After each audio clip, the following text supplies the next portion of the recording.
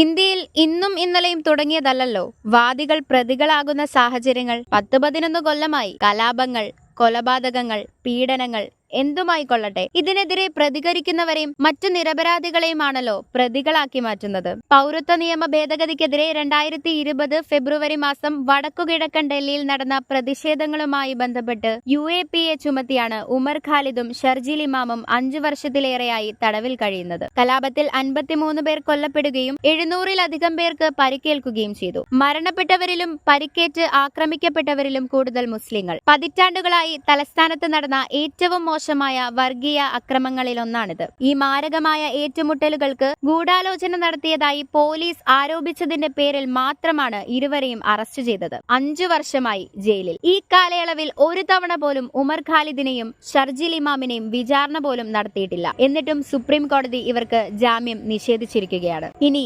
2017 നടന്ന മറ്റൊരു കേസ് പരിശോധിക്കാം. മുൻ BJP MLA കുൽദീപ് സിംഗ് സെങ്കാർ 2017 പ്രായപൂർത്തിയാകാത്ത പെൺകുട്ടിയെ പീഡിപ്പിച്ചതിന് 2019 കോടതി ജീവപര്യന്തം തടവിന് ശിക്ഷിച്ചു. പിന്നീട് സെങ്കാറിന്റെ ജീവപര്യന്തം തടവ് ശിക്ഷ ഡൽഹി ഹൈക്കോടതി മരവിപ്പിക്കുകയും അദ്ദേഹത്തിന് ജാമ്യം അനുവദിക്കുകയും ചെയ്തു. കാരണം MLA എന്ന നിലയിൽ അദ്ദേഹം ഒരു പബ്ലിക് സർവന്റ് അല്ലെന്ന സാങ്കേതിക വാദവും 7 വർഷത്തോളം ജയിലിൽ കഴിഞ്ഞതും പരിഗണിച്ച് ശിക്ഷയിൽ ഇളവ് നൽകി. ഇങ്ങനെയാണ് നിലവിലെ ഇന്ത്യൻ ജനാധിപത്യത്തിന്റെ പോക്ക്. കൊലപാതകത്തിനും ബലാത്സംഗത്തിനും ശിക്ഷിക്കപ്പെട്ടവർക്ക് 15ാം തവണയും പരോൾ. എന്നാൽ വിചാരണ പോലും തുടങ്ങാതെ 5 വർഷമായി ജയിലിൽ കിടക്കുമ്പോൾ സുപ്രീം കോടതി ജാമ്യം നിഷേധിക്കുന്നു. പ്രശസ്ത മാധ്യമ പ്രവർത്തകനും വാർത്താ അവതാരകനുമായ രജ്ദീപ് സർദേശായി ഡൽഹി കലാപ ഗൂഢാലോചന കേസിൽ ജാമ്യം നിഷേധിച്ചതിനെതിരെ പ്രതികരിച്ചത് ഇങ്ങനെയാണ്. അതെ, ബഹുമാനപ്പെട്ട കോടതി കൊലപാതകങ്ങളും ബലാത്സംഗങ്ങളും മറ്റ് കുറ്റകൃത്യങ്ങളും ചെയ്തവർക്ക് പരോളും ജാമ്യവും കൊടുക്കാനും ഉമറിനും ഷർജീലിനും 1 വർഷത്തിനു ശേഷം ജാമ്യാപേക്ഷകൾ പുതുക്കാനും അനുവദിച്ച കാര്യം എടുത്തു പറയേണ്ടതാണ്.